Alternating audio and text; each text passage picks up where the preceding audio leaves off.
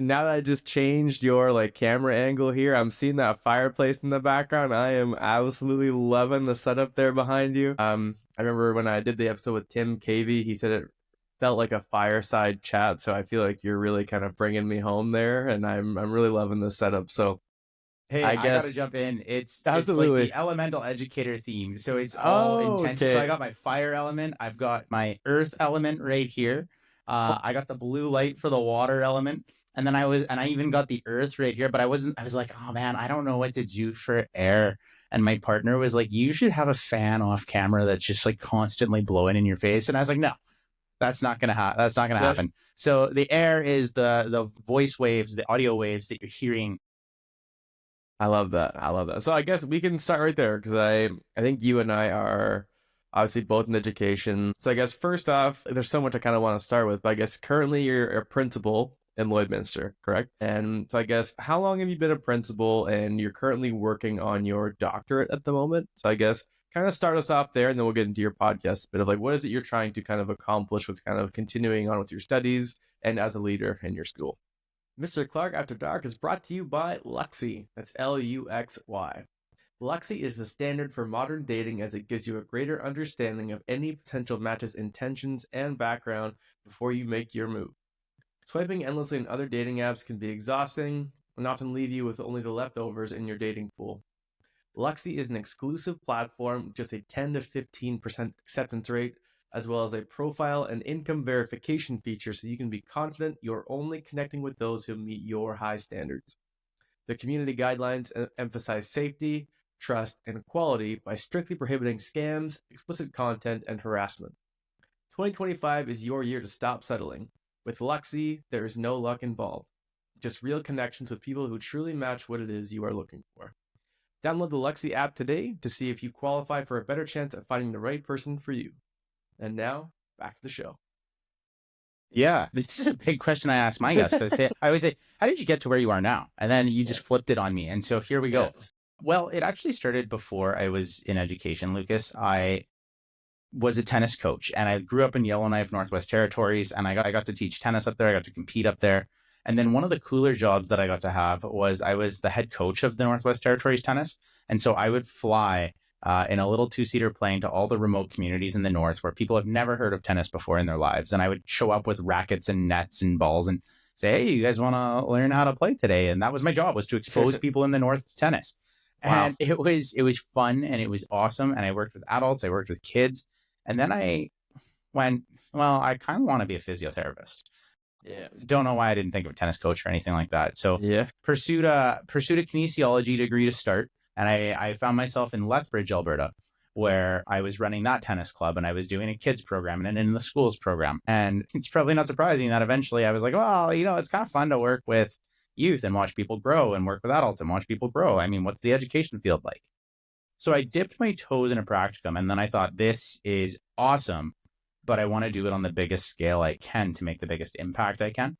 And so it was actually in my education degree that I realized that I want to impact the world of education to change the lives of our future, right? And I've interviewed so many people on my show and myself the same philosophy here, that if we can inspire one person to pass on our message, right, to the next generation, you're touching over 70 years, right, in a lifespan. And if they pass it on and they pass it on, right, like there's the potential for somebody in education to impact hundreds of years based off of something they've told somebody that got passed on, right? And so I got in for impact, and I instantly went to, what's the biggest way that I can have positive impact on the world in education? And so I went from, oh, wow, school principal, that's what you got to become. You got to become a school principal to have huge impact. And so I went through my first few years of teaching to try to get into administration. And at year 5, I became an assistant principal. In year 6, I was now principal. So I'm in Well, year that's a big 7 jump. now. Yeah, it was quick. I'm in year 7 now. So that would make this my second year in principalship. And since being in the role, my mind has shifted from, it's not where being a principal is. It's getting into consulting and getting to work with school divisions. And if you can impact multiple people that oversee multiple schools in multiple regions, you can have a bigger impact on the global perspective of everything, right? And so my goal is to continue to work at the biggest scale possible to make the biggest impact I can, to show people that they can be empowered, they can be leaders too. And so, yeah, I got into the doctorate to add a little bit of legitimacy behind trying to do that. I wrote a book that's coming out in a few months here, hopefully, that's Wow. again Okay. trying to reinforce that and get it done. And Yeah. then I started the show to try to bridge the academic and then the lived experiences of people so that we can just focus on that one word of impact. Beautiful. And I think, like, I remember I had a conversation with a veteran teacher in my first year, and I think this is kind of when I was dipping the toes and kind of trying to get into this interview space and kind of thinking like, what are the questions that we could ask? And I just said, what is the number one thing that you look for from, I guess, what separates a successful from, I guess, not exactly the best administrator? And she said one word. She said action. That was all she said. And then like she kind of followed that up with, don't just tell me the things that you want to do or are going to do, but like show me that you're doing the things. So action and impact obviously have a very close connection there with what you're saying. So I guess, what were some things that you potentially saw from, and I know you weren't teaching for like a crazy amount of time, but things that you maybe saw administrators do or say that you would just think, you know what, I'm going to do things a little bit differently. And I guess, how did you, going into your first role, actually feel like you could do things differently even though you were new? Yeah, and I think I should start by saying every administrator that I've encountered have helped shape me into the one I am now. And I'm really grateful for all of my experiences with them. And some of them helped me with positives a lot more. And some of them helped me recognize I wanted to steer clear of some of the things they were doing. Mhm. Right. And I think either way, it helps you interpret information to experience the world and yourself. And the best person I ever had as a principal was actually when I was an AP. And it was the principal that was with me. And she was so good at being transparent and saying, we're going to learn how to do this together because I don't know how to do it. Or, hey, I know how to do this and I know you might not know how to do it. Let's sit down and I'll show you how to do it. So the guidance that I got as an AP from my principal was just something that I hadn't experienced before. But maybe that's a little bit of a biased perspective because I was already in administration at that point. So they were more willing to potentially offer that support. One of the best principals that was around me just believed, right? They believed in my ability, and they would walk in when they wanted to observe you because you're going for a contract, and you wouldn't feel like you were fighting to get your contract. It was your place to lose the opportunity on that contract because they believed in you so much, right? And you just had to come out and be great. And they wanted to celebrate all the cool things you were doing. They asked you genuine questions, not a superficial, how was your weekend? What did you get up to? But they actually took note that if you had a hockey game on the weekend, they wanted to know specifically about that and where did it go and what was the score? Or they wouldn't even ask a question. They would come up and say, man, I saw that this team lost 4-2 to this team. And how does that make you feel? And they connected with you on a deeper level. Mhm. In terms of the guidance on things that I learned to not do, the biggest thing is the support, right? And it's kind of the theme of my doctorate, but we have a ton of like pressure coming down from us in school systems and leadership systems and just life systems, right? And the idea is there needs to be a balance between the pressure that comes down and the support that comes up to create this nice equal thing so the pressure doesn't outweigh everything. Mhm. And in that, there were a few admin that didn't provide the support, right? And they would let the pressure become overwhelming. And so as a result, you have low retention, teachers burning out, teachers going on leaves, teachers being sick more often, people not wanting to come to work, right? I was in a job, I was a teacher, and I loved what I got to teach, but sometimes the environment wasn't very good. I remember one day, Lucas, I woke up and it was like 10:30 in the morning and I have like 30 missed calls from my school and they're like, where are you? I was like, I slept in till 10:30 and didn't show up to work. And I was so lucky that I had a double prep in the morning. And so I actually didn't Yeah. miss any classes at that point. But I got to work, I got my job going. And it was at that point that I realized I needed to make a change. And that's when I made a change. And I pursued something different the very next year.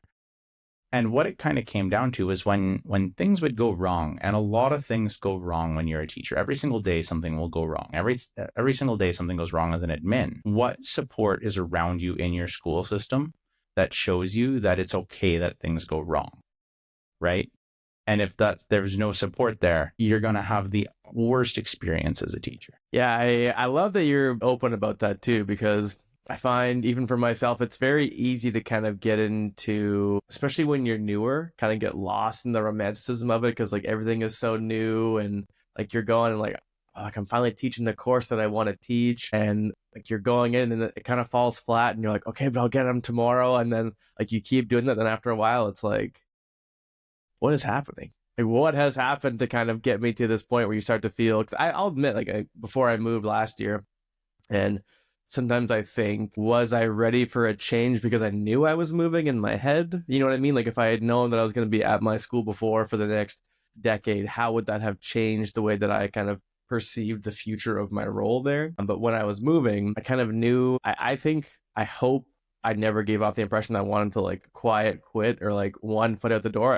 It's always been like no, I am here until the day I am not. Like that's not something I would necessarily promote or buy into, because I think that's kind of what you are saying with your story, where you're starting to get to a point where you need a change and it takes a moment to kind of realize when that change is going to come.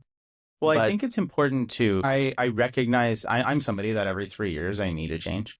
And yeah, it's something in me. Maybe I should go get diagnosed. But that being said, I bust my ass wherever I am for the duration I'm there, yeah, knowing that it's not my forever home yet. yeah, And the people around me know I'm very transparent with them. Like the first thing that I got asked when I showed up to this new school that I'm a principal of is, oh my God, how long are you here for? Are you going to be here when I graduate? How long do we get to have you for? When do we get the next one? And I said, I'm going to be here and do the best job I can for as long as possible until my next opportunity comes. And I want you to know that my next opportunity isn't a principalship somewhere else. I love being a principal where I am. My next opportunity is when I get to have more impact. And so I'm pushing impact when that opportunity comes. I don't know when it comes. Typically, in the fields we're in, it takes quite a few years to be able to make the next step after the step I'm in right now. I can't give you a solid answer, but I need you to know that I'm going to jump at an opportunity to make a bigger impact because that's what I value. And that was really helpful for me. And it lets people know, and they see through it, like we said, action, that I am still invested where I am. And so, I mean, dreams come true. Tyler Comeau, what does the future hopefully potentially look like? Or do you think much about like specific roles that you would like to have? Oh God, yeah. Yeah. Dreams come true. I'm on a beach Yeah. and never having to check an email. Yeah. No, I mean, when we talk about dreams, I am so excited for this book to eventually come out here, Lucas, and it's going to hopefully lead to not an opportunity to keynote speak, but an opportunity to consult with schools or school divisions around, best practice on supporting leadership, best practice on implementing educational strategies. And I always want to have a connection back to the classroom, but I guess, when I dream, I don't dream of a specific position. I just dream of what life looks like, right? And so for me, it would look like a little bit more flexibility in what my workday looks like. It would look like getting to go home every day and say, wow, I made a huge impact on people that are going to go out and then make bigger impacts and change lives of kids for the future, right? So no specific title, no specific position, just that idea of how much can you push your impact. Yeah, and that's something that I think everyone is starting to value a bit more. And I even know just this past week we had a meeting in my new district about moving to a 4-day instructional week potentially next year. So I know that's potentially coming down the pipeline here in New Brunswick. They said they would need like a 100% vote on it. No, I'm not sure. Not everyone will agree on that right away, but it does seem to be the direction that we're going in. I have my own kind of qualms about like other ways to contribute to teacher flexibility without kind of revamping the entire system. But that maybe that'll be a conversation for another day. So there's a couple things there as well that you're saying about supporting best practices. And so I guess tell me what the first few weeks being a principal, you're going in, you're saying, these are things I would like to see change. What are you introducing? How are you trying to get people to buy in? And like, what like it's not going to happen overnight. So what do you kind of look for as progress in gaining toward that? Yeah, great question. Definitely something that, I hope your listeners hear this, that I started my job 4 months before I started my job. And what I mean by that is I went to my building before my job started, the previous school year when I knew I was getting it, which I thought would be a common thing, right? But apparently it's not. Apparently people just like to show up day one and start. But I went to my job. I took a personal day and missed my assistant principal workplace to then go to this position and walk around the school a little bit and meet the kids and meet the people. And it wasn't anything about, oh, what would you change? I never started that conversation. I just went in to No. say hi.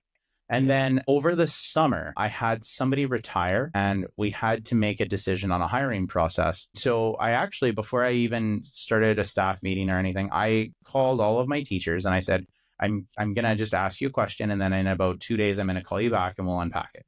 I said, you have an opportunity to hit the reset button and start fresh. And you actually get this opportunity every single school year with me to hit the reset button and start fresh. And all I want to know is if you could teach anything that our school currently has to offer, where would you see yourself teaching? What would it look like? What do you absolutely not want to teach? And I just asked them those questions and I made it about them. And I gave them 2 days to think. And then I followed up with phone calls or I sent an email and I said, hey, if you don't need to call me and you want to reply, just reply to this email. And they all responded in their summer, which is crazy.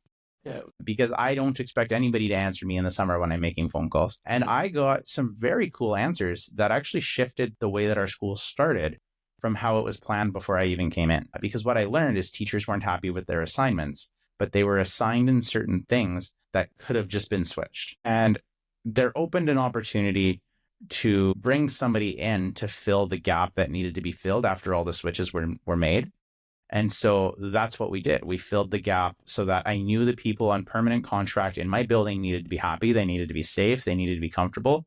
So they needed to be doing something that they were happy with so that they were motivated. Right. And so that's how we started. And then I kind of came in and day one, we were so fortunate to have a very friendly budget because many schools don't. And I sat down with my staff. I sat down with parents later. I sat down with kids and I said, this is what we have. Do we want to save money to retain this for next year, knowing that in 2 years we're going to lose it? Or do we want to spend these one-time dollars on kids today, today's dollars on today's kids, and get things that set our school up for success immediately, but also over the course of the next 10 years? And obviously that's the one we went with. So we knew after my first year in, I was already cutting a teacher my first year, right? Because we chose to set ourselves up for success instead of and do something sustainable rather than something that was not going to work. We were not going to continue to receive funds to have the teacher that we just hired. Okay. Right. And so what that led to is we now have an esport lab in our school, right? We got to spend quite a bit of funds to individualize learning and not just offer video games at school, but to offer high-end design, high-end coding, right? High-end robotics programming when we want to get into it, high-end 3D design on computers that work, right? Yeah. We got to create a studio for kids to record their own podcast and music, again, on computers that work, because Chromebooks, like, they're okay and they get your foot in the door. But as soon as you want to try to do something complex in them, crash. Right. And so the conversation that I went in was never, oh, this needs to change and that needs to change. It went in seeking to understand. And what do you think needs to change? And then once we got some of those answers, then it went to what do we want to do with this opportunity? So I felt coming in, I was transparent. I gave my staff a voice. And I think anybody going into a new role, the first thing that you should be doing is seeking to understand, like, what's the context of what you're going into. I could have done the exact same thing in the wrong setting and it would have gone over like a lead balloon. So Yeah. time and place are super important, and recognizing when time and place can be used properly. Yeah, because even I noticed, like, going into my new school this year, like, I only really know one. Like, I've taught for only a few years. Prior to that, I subbed at all the high schools mostly. Never did any work in elementary schools. Did practicums in middle level. So I was going into a new province, new context. And I guess I kept kind of thinking of ways that, like, how can I make this new school like my old one?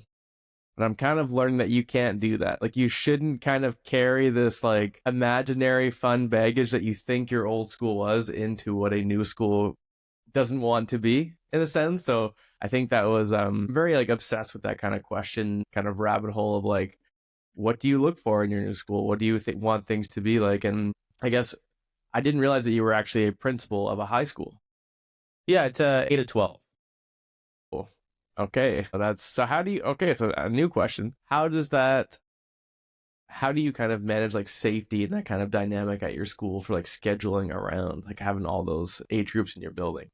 Yeah. So, I should actually start by saying like K to 12 schools, you're never going to find, well, I can't say never, but you'll probably never find a K to 12 school with 1,000 kids, right? They'll split those up, and that's where you'll see just specifically 3 grade levels. So we're a small rural school just outside of Lloydminster in Dewberry, Alberta. So my K to 12, like we have a 1-2-3 split. We have a 4-5-6 split. We have a 7-8-9 split, and then we have high school, right? And so we're small staff, small school based. But because of that, I also teach about half time right now, on top of the role of being principal, to take a load off of my teachers. And so to make it work and to balance it, right? The scheduling, you might argue, is trickier than a traditional school, because you have your grade 4 teacher and they teach grade 4, your grade 5 teacher and they teach grade 5, right? I have teachers that work with elementary, and then next period they're going to go work with my grade 10s, right? And so it's more just figuring out what's the mandatory things that needs to happen, and then what can we put around it to individualize the learning, right? So Alberta curriculum, Alberta education says you need X amount of minutes a year, or X amount of hours a year in English, X amount of hours in math, X amount of hours in science. And so you start by building those timetables, and then you go to your kids and you say, what would be cool for you guys to learn? And you get their feedback, and that's what you focus your options classes on. That's what you focus your downtime on. A lot of people said they wanted to connect to our community. So this year, our junior high is piloting a land-based agriculture program. They go on a trip a week. They go out to the community. We try to get them actively involved in field trips. Actually, while we're recording this right now, I've got 4 kids in Calgary at a Generate conference, because we have solar panels coming in May to offset our greenhouse. That's a school bus that's been converted into a greenhouse to distribute things. And we've got our chicken coop right beside it, where we offer like a greenhouse and a chicken green certificate, where kids can get up to like 30 credits to just learn the process of laying hens and operate a greenhouse. So we get creative, we get innovative with it. In terms of the scheduling itself, once you meet the mandatory things, it's a lot of fun to just figure out what do kids want and who can offer what and where do we go with it. That's hilarious, because that'll be especially good with the tariffs happening right now in the U.S. egg crisis. So maybe you can start. We getting got lots into of eggs at Dewberry School. You betcha. We got lots. I think they're $5 a dozen as well. So hey, that is not bad at all. So I'm going to steal a question from my friend Conrad. I'm not sure if he's reached out to you or not, but he started his own podcast, their professional development. And I noticed a question on his podcast that he asks, and I do apologize, Conrad, if I'm stealing this from you in the future to ask you now, is what is your number one priority as a teacher and or as an administrator when you walk into school every day? I'm going to sound like a broken record. It's impact. No, that's okay. Right? Impact, yeah. Right? That number one priority. We have an opportunity every day to do something special. And if we don't take advantage of that opportunity, then we're not going to feel fulfilled in what we're doing. And so I encourage people, that same question relates heavily to what do we value? What is your core value at what you want to get at? Do you value experience? Because if you're not chasing experiences every day, you're not going to feel fulfilled. Do you value love? Well, if you're not showing and seeking love every day, you're not going to feel fulfilled. Do you value relationships? If you're not connecting with people every day, you're not going to feel fulfilled where you are. So you need to figure out what you're valuing, right? And then you need to pursue that every day. That would be my number one thing. So when I say impact, I'm pursuing impact every day. I love that, because I think even for myself, we can get kind of bogged down in the idea of just like it's relationships every day. And I think at first when I started teaching, it was pretty much, no, I want to give the most impactful lecture that I can. That was kind of the way. But then slowly over time, I was like, you know what? Relationships first, the lectures will come later on. And then, so it seems like you're starting to get into a lot of these different fields of like, you're an administrator, you're looking for ways to provide impact, you're thinking about consulting. I guess, how did the podcast come into play here with the Elemental Educator? how did you kind of come up with your different things? And I guess, because I know a primary goal, I think even of your doctorate, is values. So talk to me a bit more about the origins for your podcast, how you wanted to, and how you wanted to embed values into the purpose of that. Yeah, great question. Love getting to talk about myself. No, that's what we're here for. I mean, I guess that's why I became a guest on the podcast, right? Is to talk about it. So you know what? One of the important things to recognize in this process, and this is gonna be a long answer, Luke. Please, all day, man. Go for it. There's three types of engagement that we can really get. There's emotional engagement, which is the first thing. So when we say you have to build good relationships, that's over here. You can't move down your timeline until you've built good relationships. So emotional engagement, making people feel safe, making them feel comfortable, making them laugh, right? Grounding them in a value. Once you have emotional engagement, you can move to behavioral engagement, right? So you're about 2/3 of the way down that timeline now. And in behavioral engagement, you can start to set your expectations and hold people to high ones and hold them accountable to things, right? And so if you have high emotional engagement, high behavioral engagement, and some people would substitute the word behavior with respect. It doesn't work that way. It's about people willing to tolerate the environment that they're in and push through tough things. But if you can create a space of emotional engagement and expectations of behavioral engagement, you can achieve cognitive engagement. And cognitive engagement is the learning that we try to teach. And a major flaw in education is a new teacher comes in or an old teacher comes in or whatever it looks like, and they jump to cognitive. And they go right to this without engaging people behaviorally, without engaging them emotionally. And if you can create that first environment, right? This is why we say start your classes with starters. Ask your kids how they're doing. Give them high fives when they come in the door. You emotionally engage your kids. Then after you take attendance, what is our goal today? Now you're setting a behavioral engagement. Let's get into it. Now you're going to do cognitive engagement. And in doing those things, you create an environment where people can learn. So that was a big part of research I was doing in my doctorate. And I wanted to dive deep into the impact of these levels of engagement on the actual, product of learning, what happens in achievement. Kind of shifted a little bit. And what I focused on more by the end of it was response to intervention and its impact on graduation rates. Thinking if we can intervene at one of these three levels, can you actually make an impact on the ability of somebody to graduate? And my findings found, yes, it could, right? Absolutely. From there, I went back to my science teaching job, which I loved. And in grade 9 science in Alberta, we get to teach the space unit. And my favorite thing to say in the space unit is Aristotle tricked everybody by saying that everything in the universe was made of the 4 elements, right? Earth, air, water, and fire. And we believed him for 2,500 years. And I was a Marvel fan too. This is so random, right? No, it's all right. But I was a Marvel fan too. And the one Marvel thing I could never get into was that What If show on Disney Plus. It was always like, what if this happened? Or what if that happened? Yeah. And then it played out little Marvel scenarios. And I thought, if that 4 elements actually drove us and were the things behind us, right? And so just through thinking of that theme and sitting in my master's, I thought, I want to play with this, right? And so it actually started as a book, and I started writing a book called The Elemental Educator. And it was how each of the elements actually impacted my life and my story. And it was gonna essentially just be an autobiographical piece. And as I was writing, the earth element turned into, what do we value? What does that look like? The water element turned into, when you implement change, how do you do it fluidly? Because water can tend to take the shape of anything that it's in. Yeah. It's science basis, but coming back at it again. Yeah. The adversity was the air element, done with the intention of, air can slow you down if it's pushing with you, or it can speed you up if it's behind you. And if, I interviewed somebody on my show that gave me a perspective I didn't even think about before. If you're a pilot, and air to your front is what gives you lift and helps you take off too. And so how do you embrace adversity and move forward with it? And the fire element was the risk taking and the decision behind it. And so I started writing this autobiographical piece, and then I thought, this is boring. I want to do case studies instead. And so I changed the book from Elemental Educator to Elemental Leader. And I took out the words of education, school, and I replaced them with organizations, because I wanted to write about, what is the CEO of Starbucks doing to instill core values within their organization?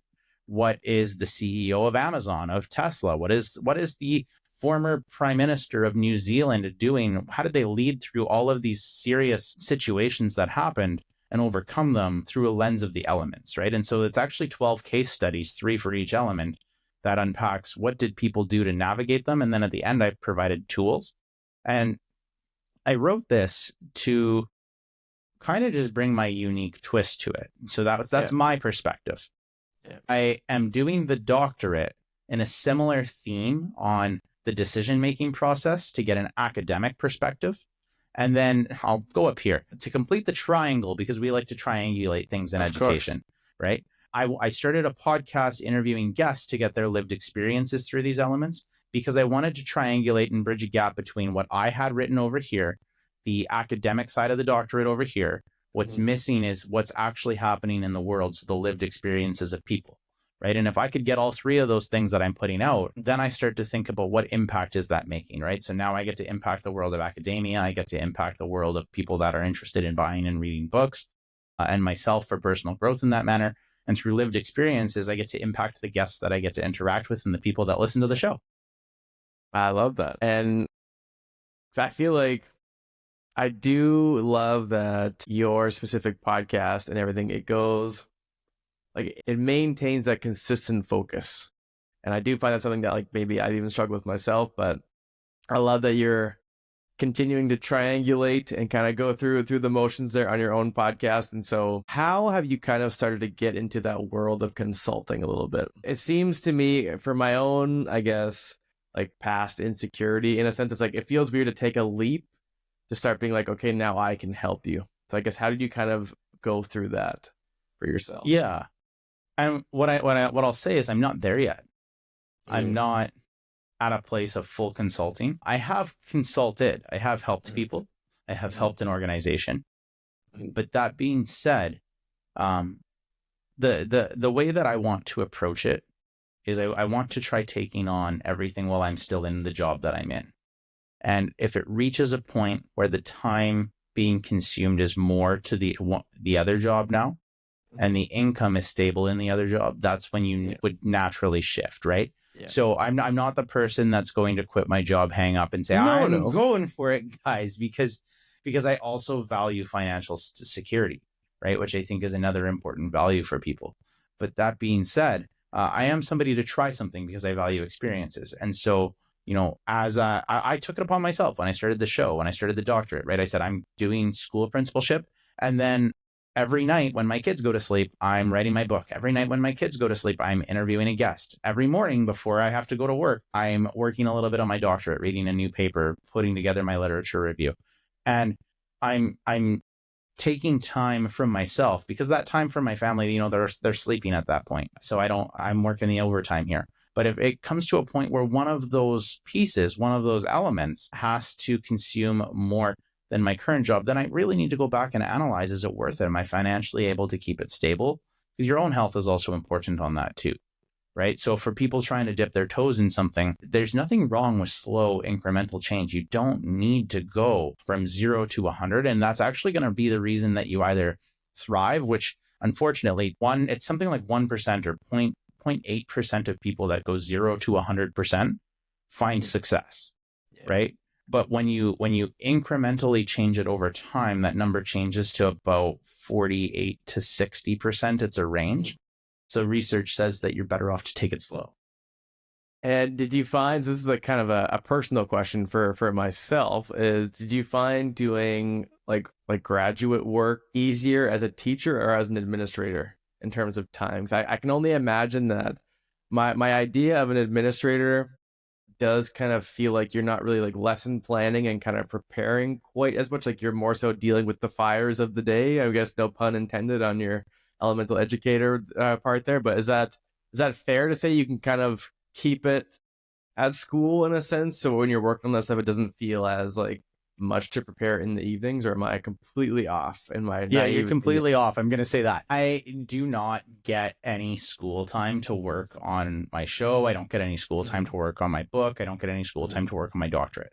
No, I guess I meant like when you're at home in the evening thinking about preparing for the next day. What you're saying. Yeah. No, I'm not saying using school time to work on that stuff. I'm saying like, no, I didn't mean to come across like that, but no, using like so I guess in my mind, okay, like next year I'm teaching courses. I have my newborn. They go down for the night. That's when I start thinking about planning for the next day, like for my Right. lessons. You know what I Yeah. mean? Like that's the part where, Okay, so whereas right now, yeah. yeah, on that end, yes and no at the same time. So as an administrator, right, like this year my phone's rang at 10 o'clock at night and I've had to deal with something that's come up, right? So like, my division gives me a phone. They expect you to answer the phone when they call it. Okay. Should have said no to the phone. But that being said, Yeah, that sounds like a lot. you know, I have a lot of pride in, as an administrator, I'm there for my school, my kids, and my teachers whenever they need me. So whatever time that may be for them, that's for them, right? Like, so as an administrator, you'll get the text at 8 o'clock, 6 o'clock, 10 o'clock, 1 in the morning, I'm sick, I can't come in, right? Now you have to find coverage for that person, right? You're kind of always on the clock, and it hasn't happened yet, but my work will always take a priority over my play, right? And so my doctorate, my book, my podcast, those are play at this point. And if I'm needed at work, then I might have to cancel a recording, and I haven't had to yet. Or I might not get that thing done on my doctorate, and I'm emailing the prof saying, hey, this thing came up in work and I need an extra day because I didn't get the time I was going to take to finally do my final edits on this piece or put together my reference list, right? So I hope that that's answering your question there. Absolutely. Yeah. Yeah. No, because I feel like it, in my mind, that's kind of where I'm hoping to go next year. I think I mentioned to you on your podcast about doing a social studies concentration master's here next year. I don't know why. I feel like it almost seems in a way that because I do the podcast and try to do my own writings of things that would kind of be a potentially natural progression to try to become a leader in the field. But I guess I'm still in the boat of, and you are a leader in the field right now, Lucas. And I think like that's the biggest thing I preach is my title. It doesn't make me a leader. I could be the shittiest principal in the world and people would never call me a leader, right? Some of your best leaders are your teachers in your building, right? Because when things go wrong, your teachers don't always run to your principal. They run to the person they trust in their building. And that's a leader. Yeah. Fair enough too, because I feel like it would be hard to kind of build that trust with a new school as well. But I'm kind of wondering too, especially where I see that you're at the K-12 part in the high school, I'm starting to see a bit more of a trend of teachers kind of embracing more of the like modern classrooms project or the flipped classroom, I guess. What are your thoughts on these kind of like alternative methods and when it comes to assessing new teachers? Because I feel like as educators today, we're kind of moving forward in the like what education looks like 10 years from now. And every time it's like, okay, no, we're trying to banish the traditional way of just like speak to your students and hopefully they retain it. But then every time that I would prepare for an evaluation, that's what you're doing. You know what I mean? You're trying to maybe find your best activity or your best kind of direct instruction. So I guess what are your thoughts on different ways of using the classroom? Like, do you have any, like, are you familiar with the flipped classroom, the modern classrooms project at all? So I guess like, what are your thoughts on what that's kind of doing with the direction and trend of education? And I guess what do you see? Do you see merit in those different approaches, or does it come down to whoever your class is, et cetera? Or what are your thoughts on? Yeah. Well, when I am evaluating or looking at a teacher or overseeing them, the first thing I should say is I don't look at necessarily the activity they're doing, because I'm a firm believer that pedagogy can be trained, right? It's trained in school, and what to do and how to do that can be trained. You can't train foundational things, right? Like we talked about the ability to build relationships, right? You can't necessarily train somebody on how to just build better relationships. They have to, we've heard, I'm a people person, I'm not a people person. And that's also true to some extent. There is some training that could be done in there, usually with resentment from the person wanting to get trained though, right? You can, but you shouldn't have to train somebody to go into a program of study and find an outcome and then create a plan with intention around an outcome, right? And so when I'm looking at what makes a teacher good, I'm looking for teachers that are building good relationships with their kids, but then building a lesson with intention. So if they've intentionally built a lesson that flops in front of me, but on paper they connected it to a curriculum, they knew exactly what they wanted to do and what they were going to assess on it, we can fix the mess that would have happened in the classroom, right? And that's just picking maybe a different way that you could have instructed it, maybe a different lesson plan with the same outcome that you picked, right? Because as an administrator, if I'm trying to push impact, Mhm. My time needs to be spent doing exactly what you just talked about, optimizing instruction in a classroom. Mhm. It doesn't need to be spent showing a teacher how to access the program of study and find an outcome, right? So most of my evaluating is actually done before I go into a class, where I'm looking at a lesson plan that they provided. I say, or a unit plan or a year plan, and did you intentionally do things with outcomes? And then when I go in, I'm looking at the interactions they have with kids. Are they setting up a space where kids can learn? Not that they did, that they can, right? So then when we talk about what instruction that we want to see, that's something that you can train as an administrator, and you can push what's best practice to them, and Mhm. work with that. So when I'm doing that, there you go. Now let's talk about best practice, because research also says that direct instruction needs to happen 40% of the time in successful schools, right? This is the work of Jerry Valentine, who's come out and said, and he studied schools and the different ways that they teach, and he has what's called an instructional inventory practice, and they're rated on a 1 to 6 scale. 6 doesn't mean it's the best. It's just there's 6 different categories on how instruction can happen. And category number 1 is students disengaged, teacher disengaged. Well, and you'll notice that the scale kind of has meaning and a purpose. If you're at a 1, Yep. there's no learning, waste of everybody's time. And that's a 1. So students get disengaged, teacher disengaged, right? That might be teachers not even in the classroom, teachers at their desk on their phone. Teachers put a movie on and the kids aren't learning curriculum and the teacher's checking emails, right?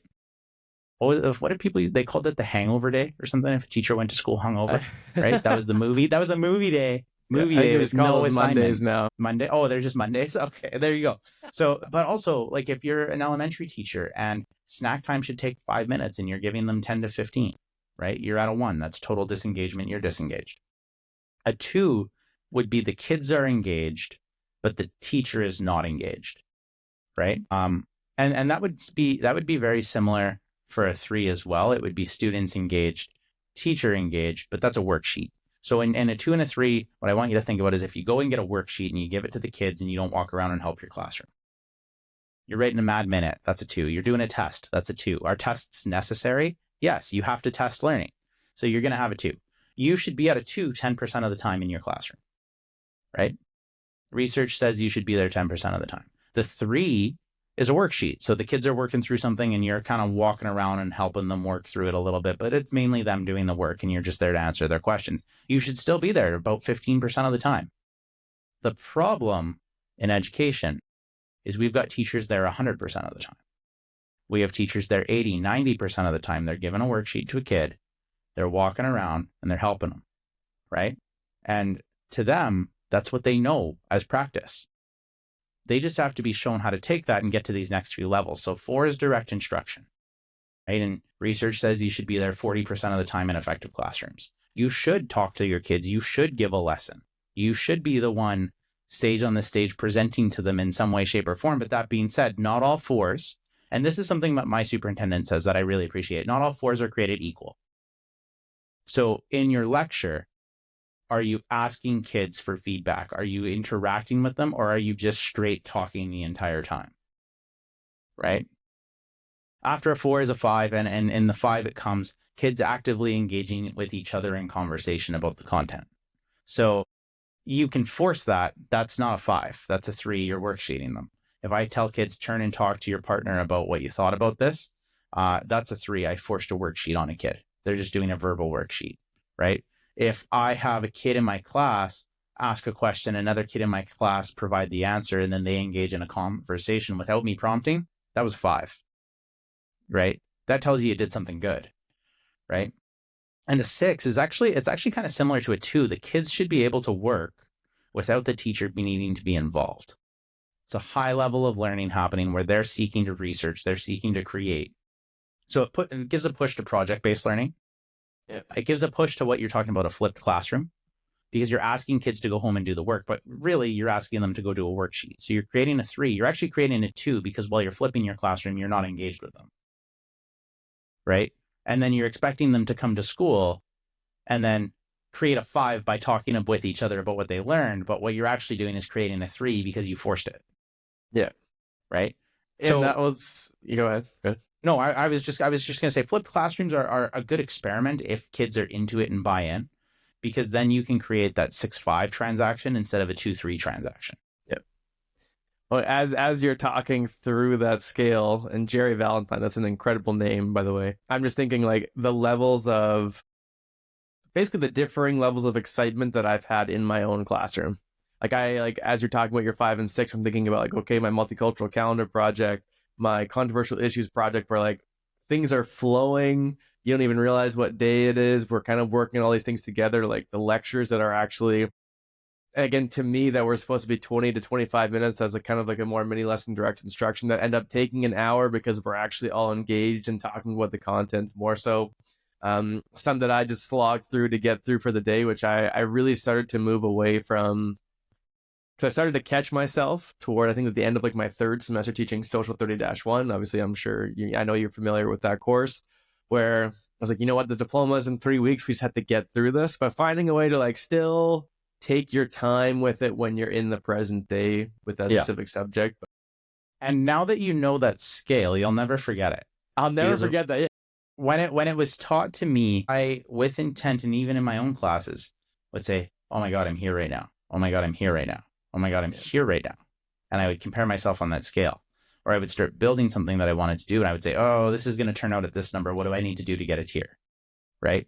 Or I would look at a period. And, you know, if you're teaching a high school class in Alberta, it's probably an 80-minute block. 40% of that time, and I'm just ballparking here, is 30 to 35 minutes. I need to spend 30 to 35 minutes of my block lecturing. Right. I need to spend 10%, which is about 8 minutes of my time with kids doing a worksheet where I don't have to be engaged. 10% of my time with them working through it and me helping them. Right. I should be trying to get 30% of my time with them doing something research-based, figuring something out, give them a question and ask them to go find it.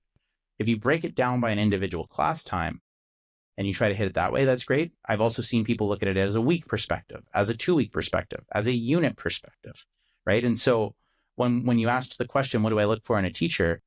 Once I've shown teachers that scale, there's like a light bulb that just goes. I think you've seen my light bulb go off. Right. But they go, oh my God, I just have to do this to make it this. And then boy, do they see a change.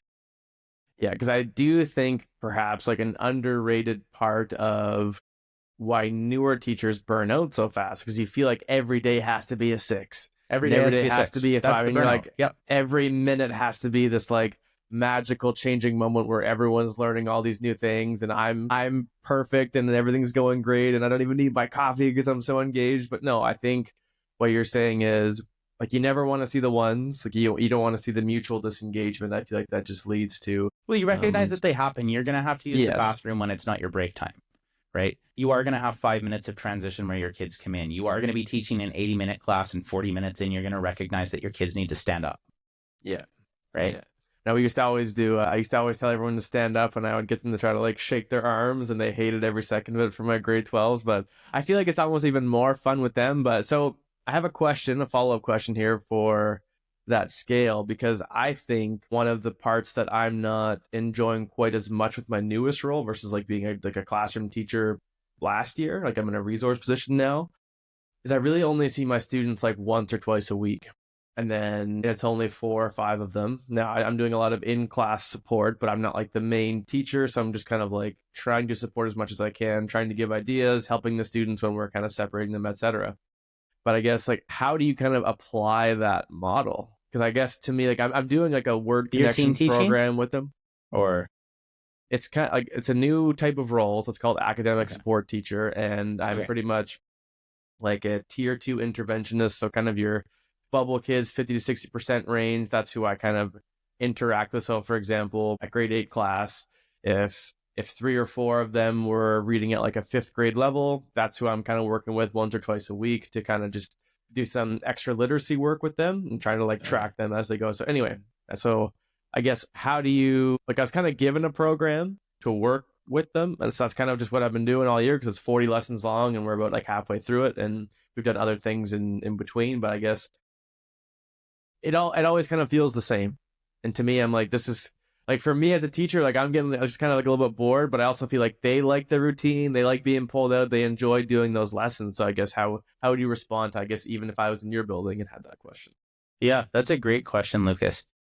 I would want to look at what the classroom teacher is doing as well. And once you have a picture of what's happening in that classroom, we could probably answer that question to its fullest. And so looking at that IPI model, what do they do in a typical week? What do they do in typical 2 weeks? The easy answer on that would be look at their rough percentages and fill in the gaps, right? Because kids will need those gaps filled in. But the second thing that I would recommend, so if we were to remove that teacher from the scenario and you're just pulling kids that are below grade level and your job is to work with them, the most important thing that anybody in that position needs to know is you are not expected to bring them to grade level. You are expected to give them a year's worth of growth for a year's worth of input, right? And that's John Hattie's research coming out and saying, if you have a kid that's at grade 5 functioning level, that's supposed to be in grade 8, realistically, you're not expecting them to be at a grade 6 level at the end of the year because they haven't been growing at that pace. Otherwise, they would have kept up, right? You're taking a grade 5 level kid that's in grade 8, and by the end of the year, you're expecting them to be about halfway through a grade 5 kid's understanding, right? They're growing at about half pace. And so a lot of it is recognizing that, because people will get into power struggles all the time, right? Like you're going to get a kid that wants to be here. You're going to get a teacher that wants them to be here, and boom, they're going to hit that power struggle saying, why can't we get this gap bridged? Yeah. The gap isn't meant to be bridged. You're meant to meet them where they're at. You're meant to help them grow where they're at, right? You're meant to make them love it, right? Right now, you're working with kids that probably don't like the work that they're doing. And if they happen to like the work they're doing and they're just not good at the work they're doing, they need to do more of the work that they like. Yeah. And that's one thing that I've been told that the kids do enjoy coming into the group with me, and I Well, they think enjoy leaving their class, probably. Well, right? and that's what I mean. So that's where I'm like, okay, do they enjoy actually doing this? Do they enjoy leaving? And like, I don't know. That's kind of. I mean, I would enjoy getting to hang out with you too. That sounds like. Well, I mean, yeah, it's not the worst hour of their week, hopefully, but how can you gamify it? That's what I want to know. And that's what I've been like thinking about. So I know is it literacy intervention? It's literacy, and so numeracy I kind of do in-class support with one of our grade 8 teachers, where I'm kind of just following their lead in a sense, and like whatever they're doing, that's kind of, sometimes we'll split them up, sometimes they do like their 15-minute direct instruction, and then we'll kind of work together. But is it mainly reading, writing, or what is it that you're trying to? It's just, so I've been doing mostly working on like fluency here. Yeah. I wonder if you could immerse them into some kind of like VR video game world, or you have Chromebooks, right? No Chromebooks? No. Do you have computers though? Yeah, but not like the greatest of access to them. Okay. I know in the province of Alberta, the government of Alberta pays for an A3 Microsoft license, which means every education building gets Minecraft education. So where you are now, you should check if your government pays for an A3 license. If they do pay for an A3 license, then you have free access to Minecraft education. One of the things that my kids like doing is playing Minecraft. One of the things my kids like doing more is playing Minecraft as a part of learning, because they feel like they're not learning, right? And so getting to build stories within Minecraft worlds, I know that they can put up little chat boxes. You can have them build a map or a maze for somebody to go through, and they have to read things out to each other. As they navigate, right? So my head goes into that side of the gamification thing. Yeah. If you can make it, right, not everything has to be fun, but if you can make it enjoyable for those kids, right? They're not going to. The program I'm doing, it's like a beat the clock game, like speedy read games, and they're kind of competing. Like, it's fun. Like, it is pretty much gamified in a sense, and we're just doing like some passage reading after that every time. But that's the way you're pretty much learning like new affixes, like prefixes and suffixes every time. And I'm doing like word writing with them on like 5 new words. They do those connections, and then they do 2 games every time. So it is gamified in a sense, like in the program, but I guess I haven't done any additional gamification. Have you explored what's already there? Have you explored the concept of morphology? I do know like of like phonemes and morphemes, and so I would encourage you to go look at the concept of morphology and a family and the root word of that family, and then how because prefixes and suffixes mean the same thing no matter what word they're added in front of or behind, right? And so when you start to look at what a word means, adding a specific suffix then means something different, but adding that suffix to 10 other words will just change that word to mean the similar context of what you've added that suffix to other words for, right? Teaching the idea of morphology, and out in this world, it's Lana Lane. She's like the wizard at teaching morphology to people.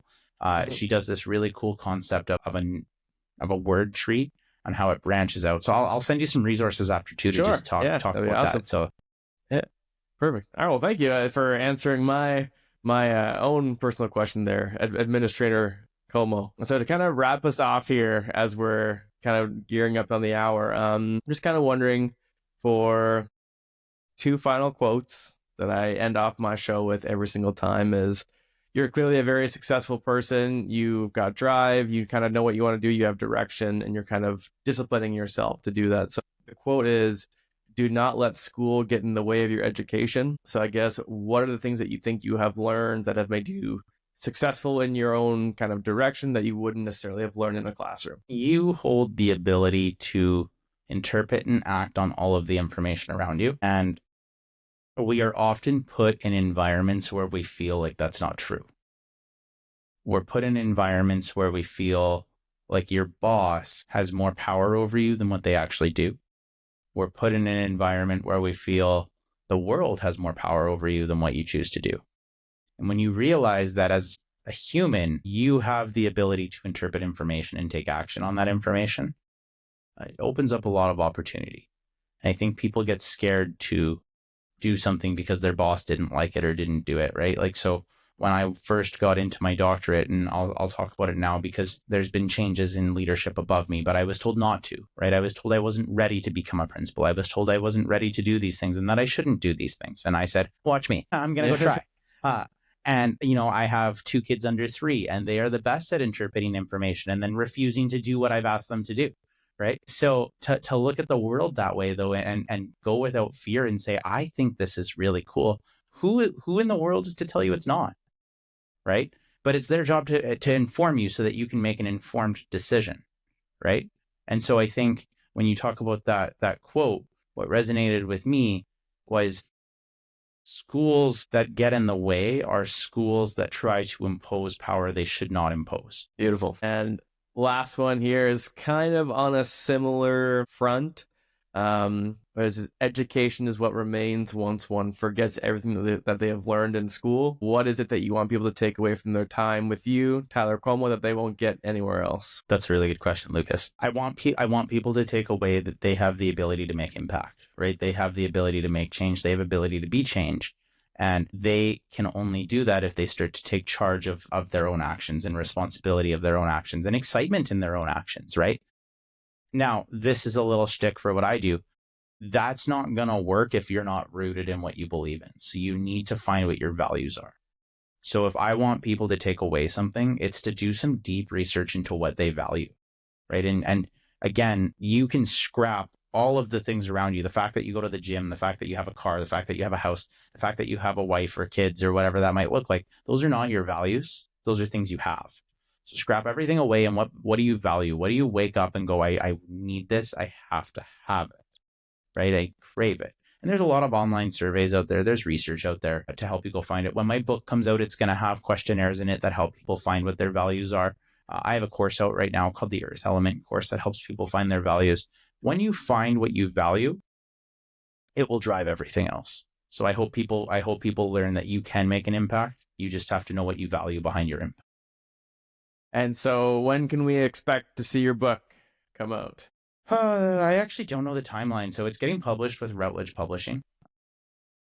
Now, I submitted it to them a couple weeks ago. I had the manuscript approved from them in October, I want to say. My timeline's a little fuzzy here. October it was approved, and then I submitted the final manuscript because it was done, but you sit on something because you want it to be perfect. So I submitted it in early February, and so I think it's about a 6-month time frame from there. So we're 1 month in, so maybe 5 months from now, I've got my fingers crossed. Yeah. That's awesome. All right. Well, I look forward to read it, and I'll have you on the podcast there once that comes out. I'll give it a read, and we'll have another discussion, my friend. There we go. All right. Thank you so much for coming on today. Lucas, the pleasure is all mine.